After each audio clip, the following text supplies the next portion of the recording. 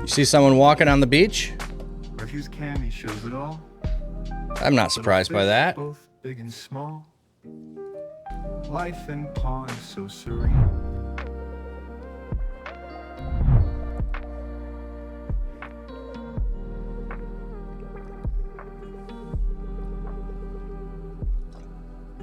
I'm going to refill this a second. Yeah, if there's someone walking on the beach, it's just going to be one of the neighbors. And people walking on the beach, it's like, it's cold there. There ain't going to be nobody showing off anything that you're not worried about. T-West, welcome in. Oh, it's my mom's house. It's my mom's house.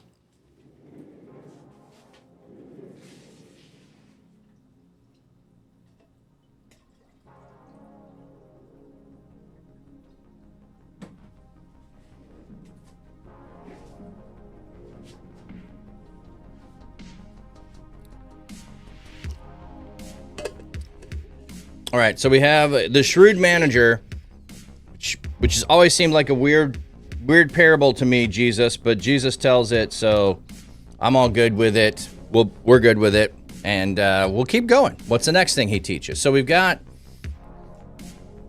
3 teachings on what the Father is like, and then he gives some teaching on what world is like, and, you know, hey, being friends with people.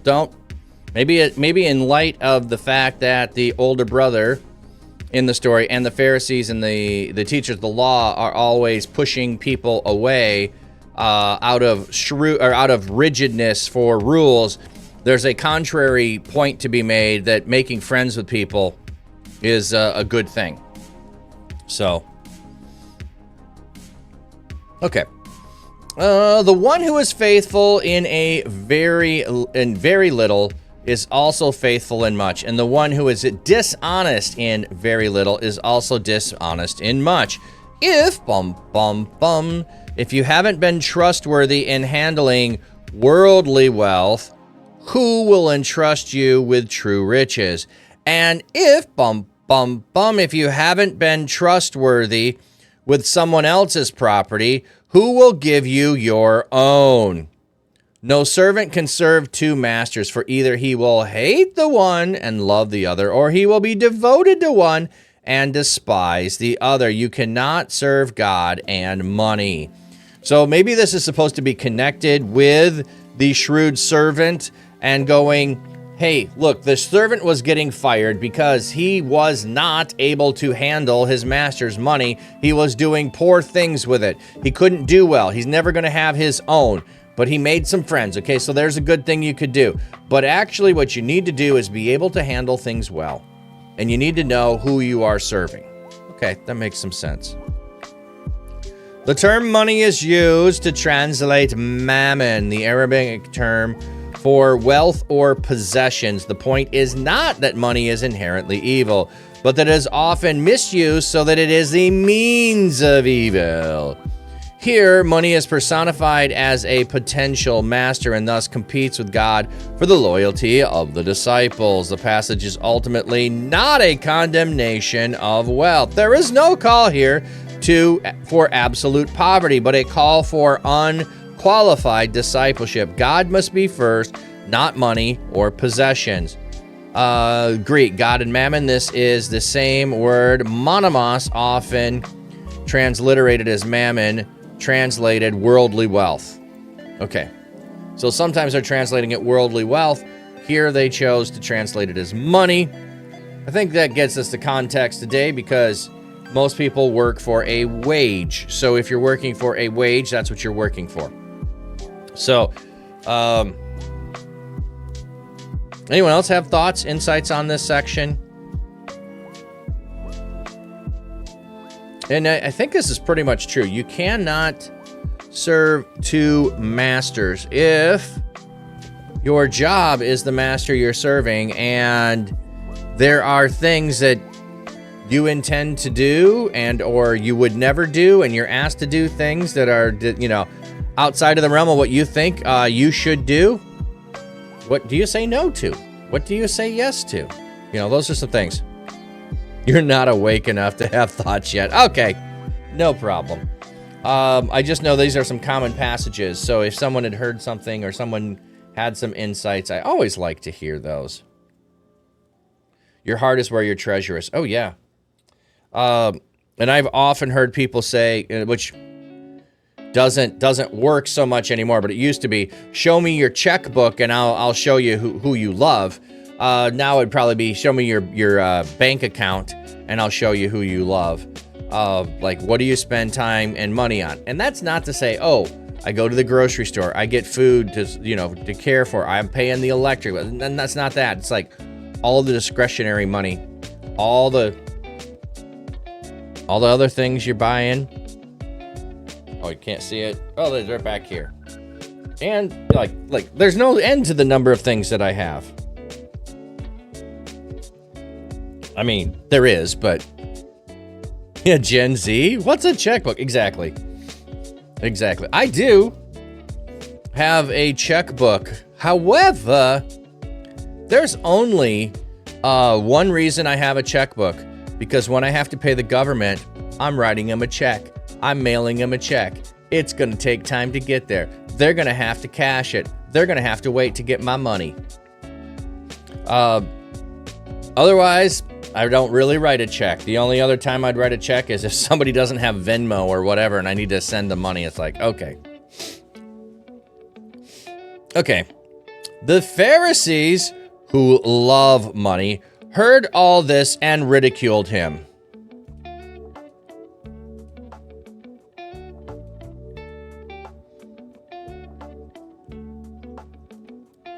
A figurative extension of the literal meaning, to turn one's nose up at someone, ridicule, sneer, and show contempt for him.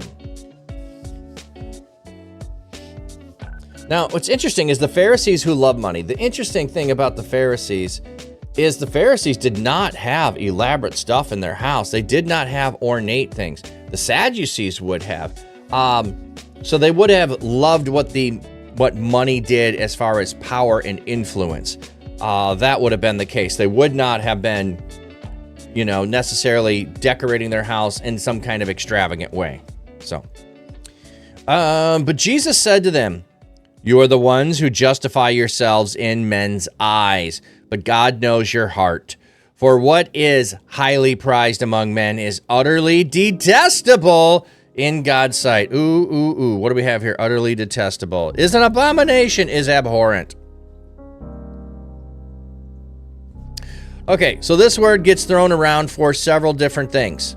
Okay, and some of those things, there are lots of Christians who will attack other people because they'll say, it's detestable, it's abhorrent, it's an abomination to God. They will use those phrases to attack other people. Well, here, what is highly prized among men is utterly detestable in God's sight. So, striving after wealth and serving it as the most important thing in your life, that is detestable to God. Instead of loving God, you love money, you love possessions, you do not love your neighbor, you do not love God, you are a greedy miser. I don't know what other word to say there, but hey, Hubba Bob, welcome in.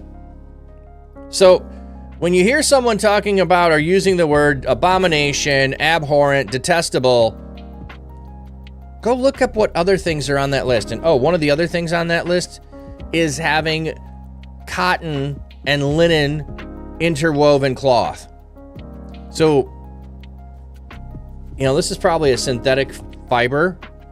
That probably, if I was in Old Testament times, would have been thought of as detestable to God, unclean. It does not, you need to be different, set apart, all of that. You would have had only natural fibers and you don't mix two things together.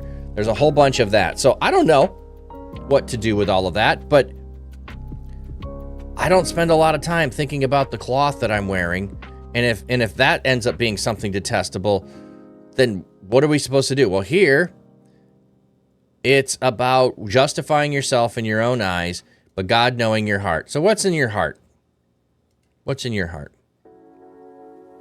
The law and the prophets were in force until John. Since then, good news of the kingdom of God has been proclaimed, and everyone is urged to enter it. This is an interesting phrase here. So a lot of people will talk about how, what happened with Jesus during his lifetime. Okay, if the important part of Jesus is the resurrection, I'm not saying it's not, then why did he need to go around and preach and teach and do these other things? And why was he preaching that the good news of the kingdom of God has come? Because it's a new era.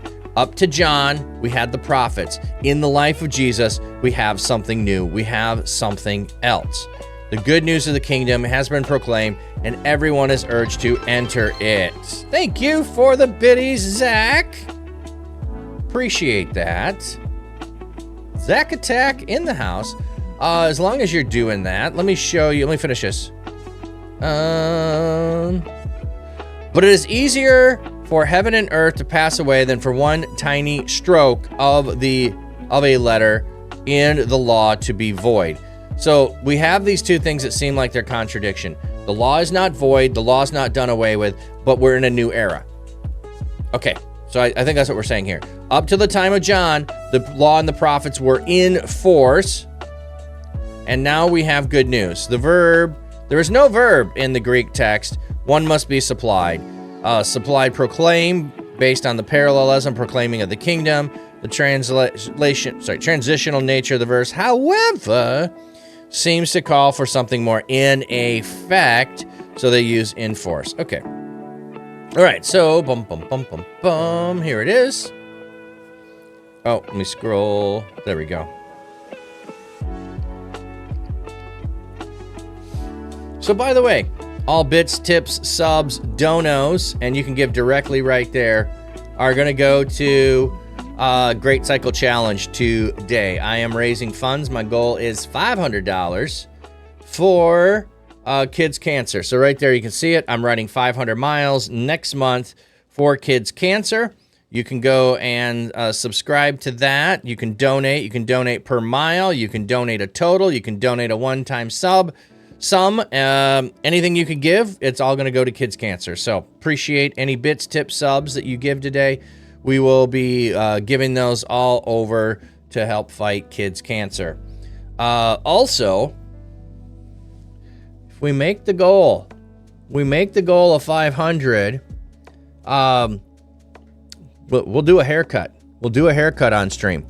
I was thinking about this, like the other goals. I'm like, I could put them out there, but they seem kind of silly. And I would like 2,500. I'll do my head shaved. Well, it's like, what do I do in between those two? Because like the thing is, if you go down, does it have it here? Yeah. So raising 500, I will end up being able to get this jersey, which is super cool. I've got several of those because I've often been able to raise that much. But if I were to, it doesn't show me the next one. If I were to raise 2,500, like, yeah, they go from 500 to 2,500 in the things that you earn, which is fine.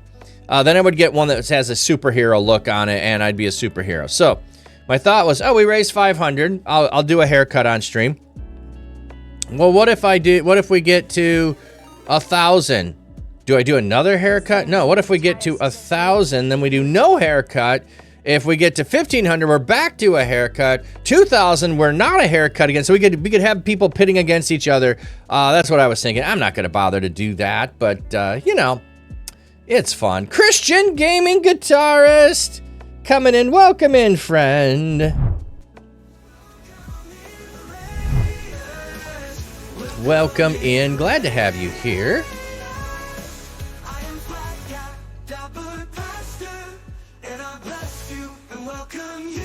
You were playing NBA 2K25. There we go.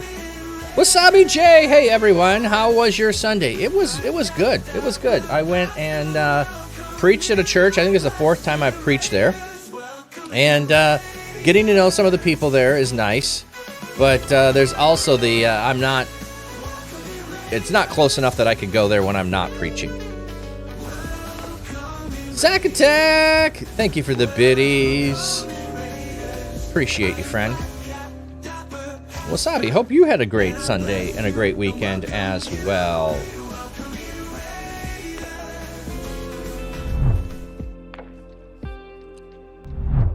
All right, those that are coming in, we're doing our regular reading the Bible in the morning as we do here. I have hats, I have fish, We read the Bible. There's my spiel.